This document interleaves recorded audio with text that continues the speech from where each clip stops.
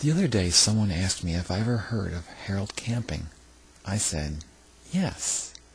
And did I hear that he was predicting the rapture and subsequent end of the world was going to occur on May 21st, 2011? Well, as a matter of fact, I said, I have heard of Harold Camping, his family radio show, and the things that he's predicted for this year. But, I continued, I have no reason whatsoever to believe that Harold Camping has any better idea of the second coming or the rapture than any of the other in a long list of failed and supposedly inspired date-setting prophets, the ones that pop up like weeds in an abandoned parking lot. Oh, but he's not like the other wackos, I was informed. He developed an accurate historical timeline using mathematics and scripture. He calculated the date using historical references from the Bible to create and assemble time paths, which allowed him to pinpoint the exact timing of events in the Old Testament and led him to the dates of future events. Oh, I said, that makes everything different. I asked this person if they knew of Harold Camping's 1994 date for the rapture and the book. I was quickly reminded that the book was entitled 1994 ? It wasn't a solid date. Okay, I said. We publish a book with the rapture date as the title, and it didn't happen. Yet thousands of people still not only support him, but cling to him for spiritual guidance. And another date. I asked this person, did you ever hear of William Miller? No? Well, William Miller was a 19th century Baptist farmer living in Lowhampton, New York. One evening in 1818, while reading his Bible as he did faithfully every night, Miller discovered what he believed was the true meaning of the Daniel 8:14 passage referring to the cleansing of the sanctuary. And even more importantly, he believed it implied the exact timetable for the return of Jesus Christ. Miller concluded that the cleansing of the sanctuary secretly depicted the purification of the earth by fire when Jesus Christ returned to the earth in 2,300 days. Miller interpreted the days as not to mean a 24-hour period, but rather as a calendar year. And the beginning of this 2,300-day countdown occurred in 457 BC with the decree to rebuild Jerusalem by Xerxes, the first of Persia. Miller became convinced that this chronological 2,300-day period would end by March 21st, 1843.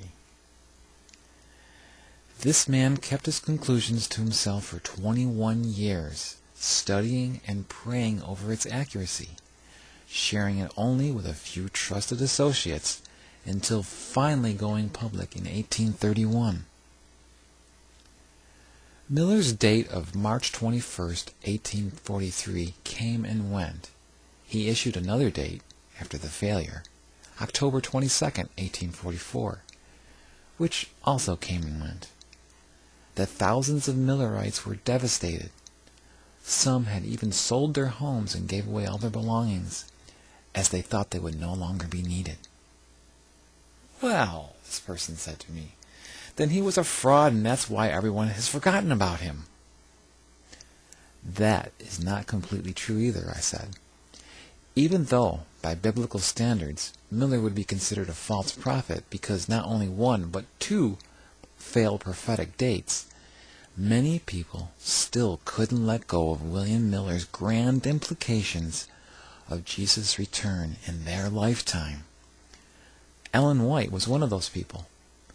After Miller's disappointment, she publicly declared that the date didn't fail, and Jesus actually did arrive here on earth in 1844, but did so silently, and would soon announce it to the world.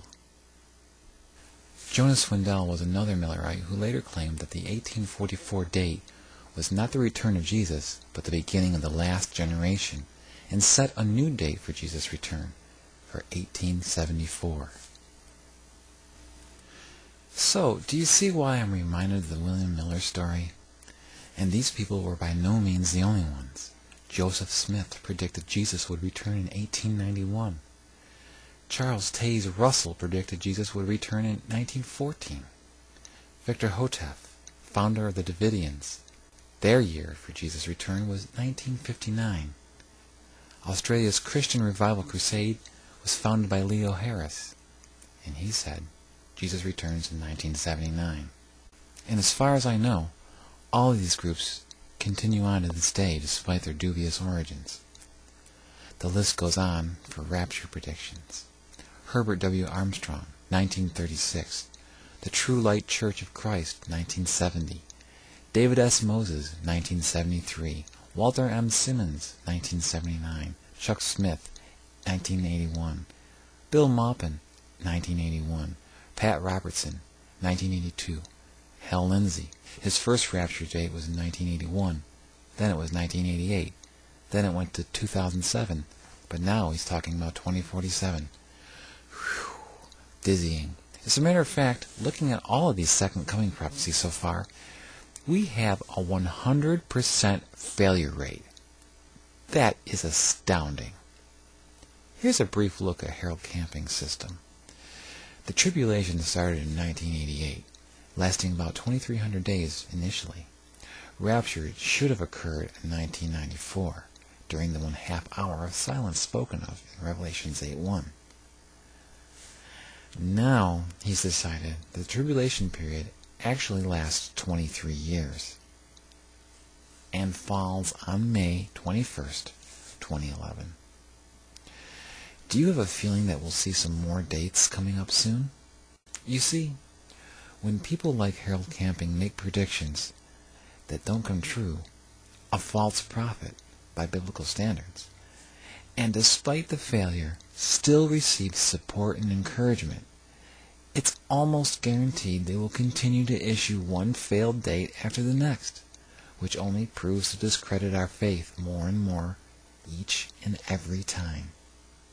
Thank you, Mr. Camping, for adding more discredit to our faith. You're just another brick in the wall of false and failed date setters. When is the next rapture, Mr. Camping?